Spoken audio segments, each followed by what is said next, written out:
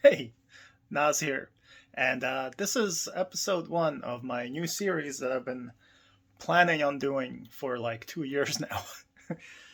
Since I started like restructuring my channel and all that good stuff. But hey, look at you, lucky you. You get to see this very rough, not polished out yet first episode of Nostalgic Toy Stories.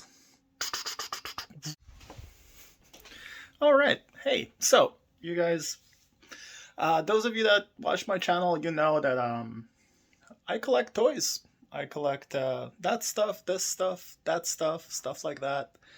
I collect remote control. I collect 164 scale Hot Wheels and other 164 cars.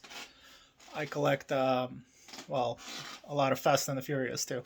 But I collect 118 scale cars, which I've been collecting since I was, about 12 years old.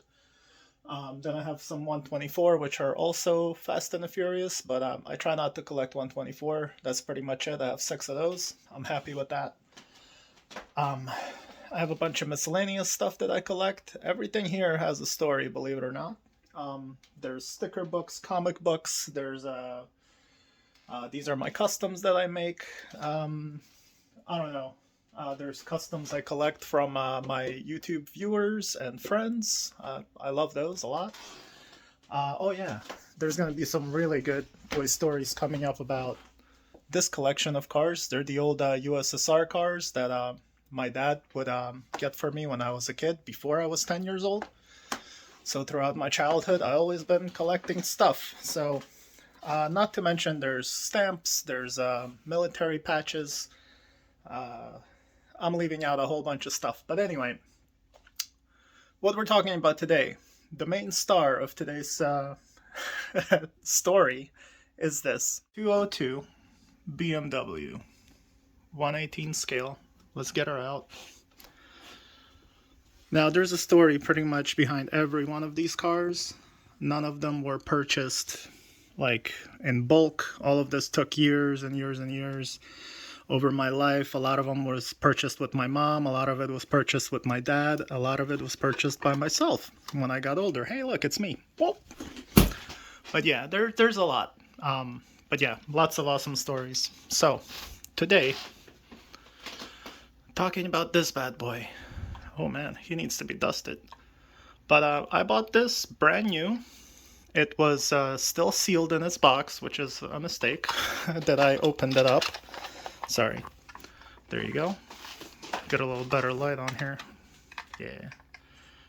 So, but yeah, this is special because, oh boy, I would say probably 10 years ago. Right now it's 2022.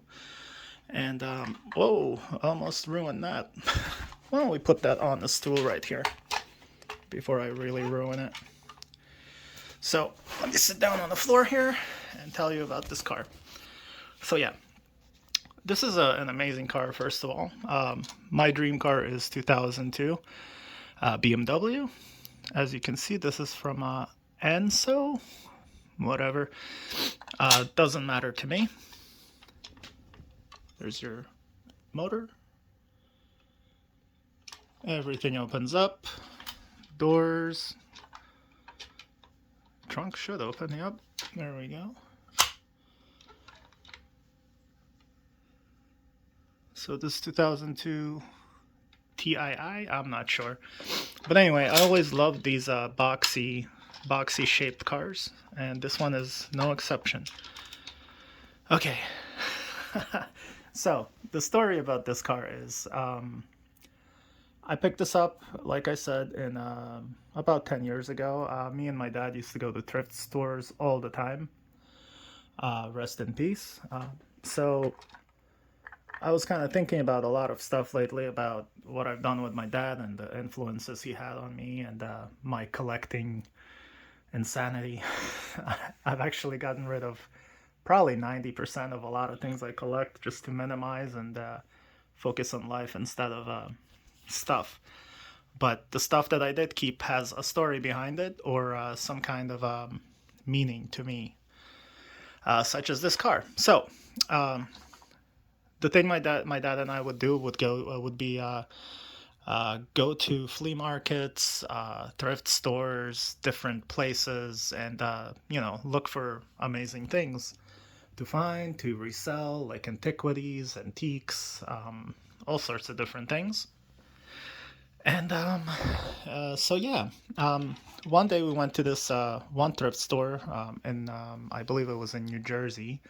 It was a red, white, and blue thrift store, not Goodwill or anything like that. Not for this find. And we just went in the morning. This is before everyone was going crazy on eBay, like flipping, scalping, reselling everything. So back then, about 10 years ago, it was still relatively easy enough to pick stuff up like this. Video games, a lot of different collectibles and stuff of value, you know? So, here, let me turn around. So this lovely thing, we walked in. There you go. So we walked into, I'll just pose next to it with my big face. We walked into that thrift store. The doors opened. My dad went to look for his stuff as usual. I went to look for toys, vintage toys, video games, stuff like that. And I would never look for, diecast to resell. I've always been a collector of it. So this little bad boy right here um, was just sitting there on a shelf. And I grabbed that thing. Needless to say. So yeah, I picked it up. I was like, oh my god, it's a 2002 BMW. Jeez. And yeah, picked it up. I think it cost me $8.99 in sealed box. So I was like, whoa, that's awesome. So yeah, to keep your not in suspense or anticipation. Um, yeah, I looked this thing up later when I got home on eBay, and after I opened it up, of course, and it was going for like $300 or something like that. I honestly didn't even check yet. I didn't look if the value of it gone up or anything. I really don't care. But yeah, this beautiful thing was it was right there, and I picked it up with my dad. Not a super exciting story, but nonetheless, I was really lucky. I feel really, like, oh my god, that was awesome. And yeah, so, but yeah, now that my pops is gone, this is a really good memory to have. I mean, like I can't describe to you all the like nuances that we went through during that day, going to that store and picking stuff up, and I mean, just to like put things into perspective, these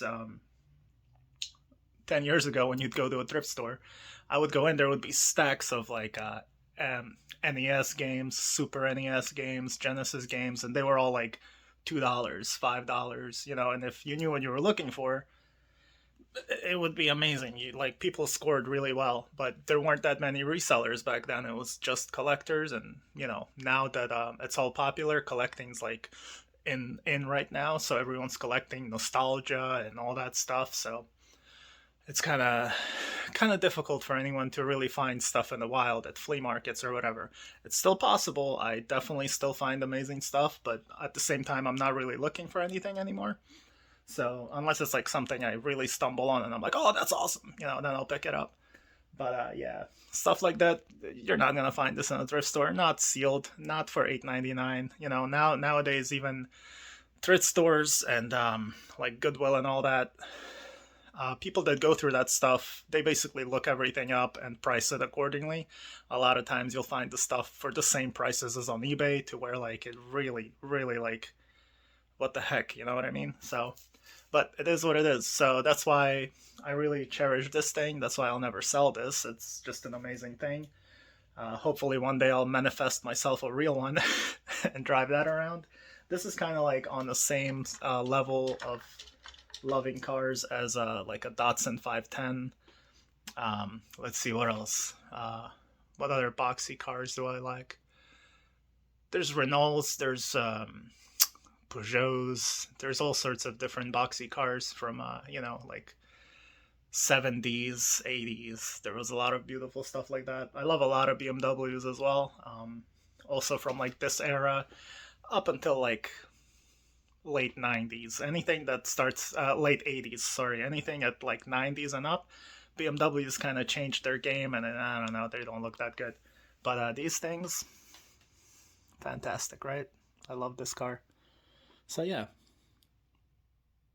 So that's it, guys. That was my Toy Story #1 episode, first episode.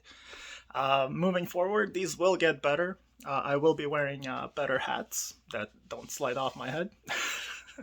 And hopefully you guys will enjoy it, because I have a lot of things I'm getting ready for, a lot of stories I have to tell you guys, and I will. So leave your comments down below. Let me know what you think of this idea. And yeah, give me one of your Toy Stories down below. I'm curious to hear it. All right, guys. Thanks for watching. This is my Toy Stories #1, and this was the BMW 2002. Story about how I got it. There you go. Later, guys. Thanks for watching.